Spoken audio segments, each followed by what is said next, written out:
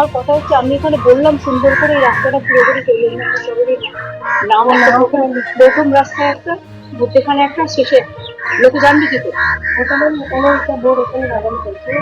কেউ দেখতে পাচ্ছে না।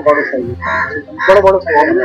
সামনে লাগাবো একদম রাস্তা ঢুকতে সামনে এটা আমরা 2 দিন মধ্যে খুব বড় সাইজের আর এলাকাটাকে পুরো ক্লিন করতে হবে ফুটপাথ গুলো ভেঙে যাচ্ছে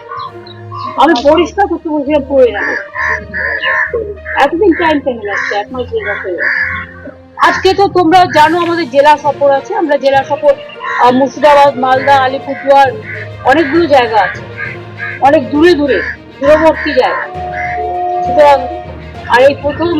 নেতাজি সুভাষচন্দ্র বোসের জন্মদিন ডুয়ার্সে পালন হয়েছে আগামী দার্জিলিং এ 2-3 বার পালন করেছি কিন্তু ডুয়ার্সের মানুষেরও তো একটা প্রতীক্ষা থাকতে পারে সুতরাং তাদের সম্মান দিয়ে এবার ডুয়ার্সে আমরা করবো করে তারপরে তারপরে 26 জানুয়ারি আছে তোমরা জানো 28 জানুয়ারি বই মেলা আছে তারপরে আমাদের 5-6 তারিখে বিজিবিএস আছে সেরকম প্রোগ্রাম চলবেই এখন দিদি আজকে তো রায় দেখো আমি আগে রায় হওয়ার আগে তো কিছু বলবো না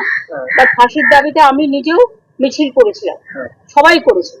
সুতরাং এটা জাজেদের উপর নির্ভর করে এবং কিভাবে কেস সাজানো হয়েছে আমরা তো পরপর 3টে কেসে ফাঁসি করে দিয়েছি এবং আমাদের পুলিশ 54 দিনের মধ্যেও করেছে আমরা প্রত্যেকটাই 53-54 দিনের মধ্যে করেছি কিন্তু জাজেরা একটু টাইম নেয় তার কারণে তাকে দেখতে হয় আফটারে এটা জুডিশিয়ারিকেও আমি থ্যাঙ্কস জানাই এবং আমাদের টিম অফ ইনভেস্টিগেশনকেও টাইম জানাই সুতরাং এই কেসটাতেও আমরা বিচার চাই সঙ্গে